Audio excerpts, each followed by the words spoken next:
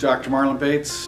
One of the things that really got me into studying what I study, which is the identity rhetoric of video games, was an article by a communication scholar called Edwin Black.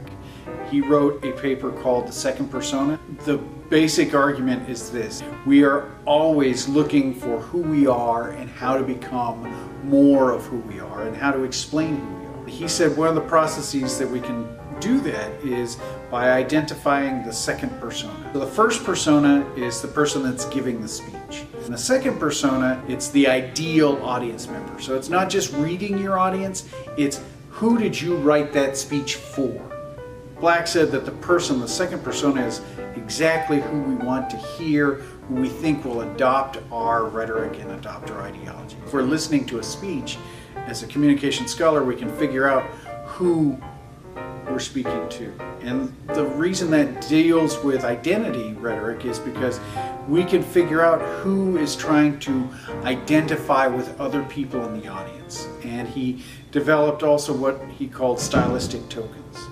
And stylistic tokens are words or phrases that people can pick up from the original speech and use in their everyday language.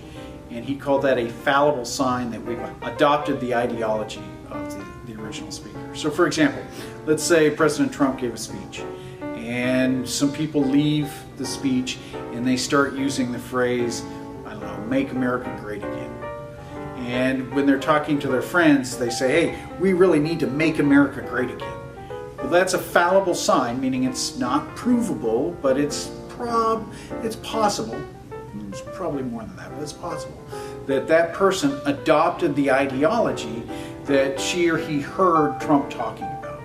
And so they can use that sort of as a little shorthand amongst their friends, and that becomes part of their identity.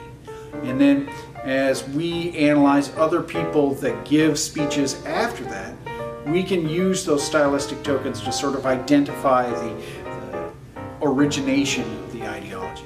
And that lets us get access to understanding why people say what they do, what it means, and how to identify when people have sort of gone off the rails. And so the second persona and stylistic tokens allow us to understand that.